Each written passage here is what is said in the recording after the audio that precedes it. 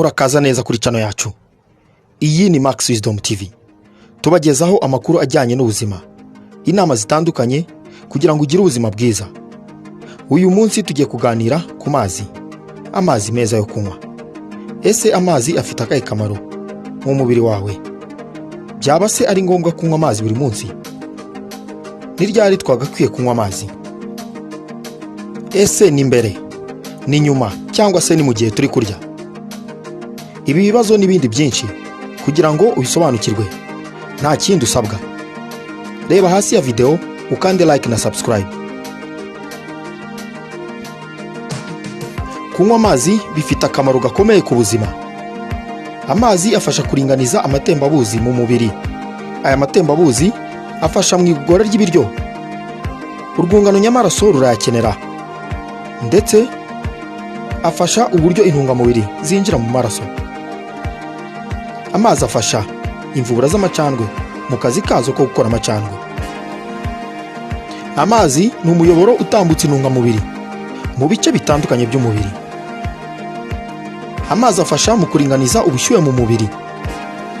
Amazi afasha kurinda ibibazo byo kwituma nabi, constipation. Amazi afasha mu gusukura no gukesha uruhu. Amazi afasha kandi mu kugabanya ibiro. Amazi afasha mu kuyungurura no gusohora imyanda, ni ukuvuga ibyabaye uburozi mu mubiri.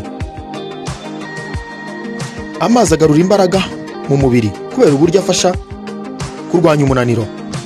Amazi akangura ubwonko gutekereza neza, ndetse no guhora uri maso cyangwa se witeguye. Amazi agize umubiri w'umuntu kugeza kuri 60% by'ibimugize. Ubwonko n'umutima bigizwe na 73% by'amazi mu biwugize. Ibihaha bigizwe na 83% by'amazi. Uruhu ni 64% by'amazi. Imikaya n'impyiko 79%, naho amagufwa akagira 31% by'amazi mu biyagize byose muri rusange. Ibi byagaragajwe n'ikinyamakuru Journal of Biological Chemistry 158. Ariko kandi nubwo bimeze bitya, hari ibyo ugomba kwitwararikaho bijyanye n'igihe ugomba kunywera amazi kugira ngo ugire ubuzima bwiza. Kunywa amazi ako kanya ukimara kurya. Ibi ni ibintu ukwiye kureka kubera ingaruka mbi bifite ku igogora ry'ibiryo. Aha ngiye kubabwira ububi bwo kunywa amazi ako kanya nyuma yo kurya. Ibi bishobora kubangamira igogora ry'ibiryo, kongera byihuse ikigero cy'umusemburo wa insuline mu maraso, ndetse uyu musemburo ukanagwa ku buryo butunguranye, ni ukuvuga ukagabanyuka ku buryo butunguranye. Impaka mu nutritioniste cyangwa se abaspecialiste mu mbonezamirire bakomeye ku isi ku bijyanye no kunywa amazi ako kanya umaze kurya zikomeje kuba nyinshi. Haracyari impaka zikomeye ku gihe ugomba kunywera amazi mu gihe ufata amafunguro yawe. Ese ni mbere, ni mu gihe uri gufata ifunguro, cyangwa se ako kanya nyuma y'ifunguro? Abatari bake bagira akamenyero ko kurya biteretse ikirahure cy'amazi mbere, wenda bibwira ko bamanura ibiryo ndetse bigafasha mu igogora ry'ibiryo. Aba nutritioniste cyangwa se abaspecialiste mu rwego rw'imbonezamirire aba siko babibona. Inyigo yakozwe yagaragaje ko ibyo bikorwa bibangamira igogora ry'ibiryo. Amazi afashwe ako kanya nyuma gato yo kurya agabanya concentration ya gastric juice. Ubusanzwe igifu gifite ubushobozi bwo kwakira amazi, ariko kandi iyo abaye menshi nyuma gato y'amafunguro, ibi bibangamira enzyme zakabaye zifasha mu igogora ry'ibiryo. Ibi bishobora gukurizamo kugira acide nyinshi mu gifu, ndetse bikaba byaguteza n'ikirungurira.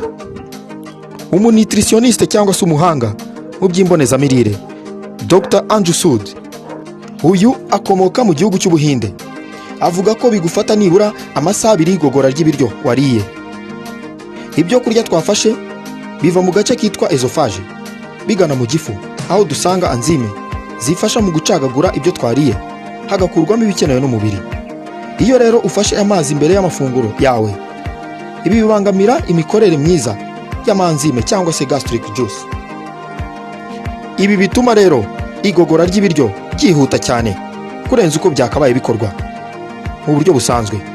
Kunywa amazi nanone mu gihe urimo urya cyangwa se ako kanya nyuma gato umaze kurya byihutisha igogora ry'ibiryo ndetse bikabangamira cyangwa se bikabuza uburyo intungamubiri zakirwa mu maraso nyuma y'igogora ry'ibiryo. Dr. Sud nanone agira abantu inama yo kunywa amazi mu gihe wumva uyashaka nibura mbere ho iminota 30 cyangwa se nyuma yaho, kuko muri kino gihe igogora ry'ibiryo riba rigeze kuri stage cyangwa se kuri step yindi ikurikira.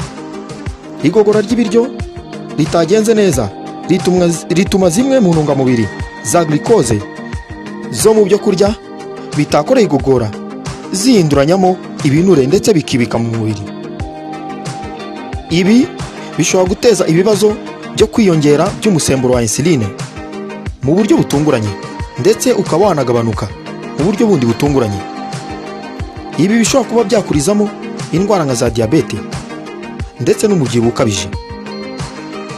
Ni byiza rero ko imibiri yacu igira amazi ahagije kugira ngo dukomeze kubungabunga ubuzima bwiza, ariko kandi dukwiriye kumenya igihe nyacyo cyo kunywa amazi mu rwego rwo kwirinda ibibazo twavuze haruguru. Niba utarakora subscribe, iki nicyo gihe. Iyi ni Maxwisdom TV. Murakoze.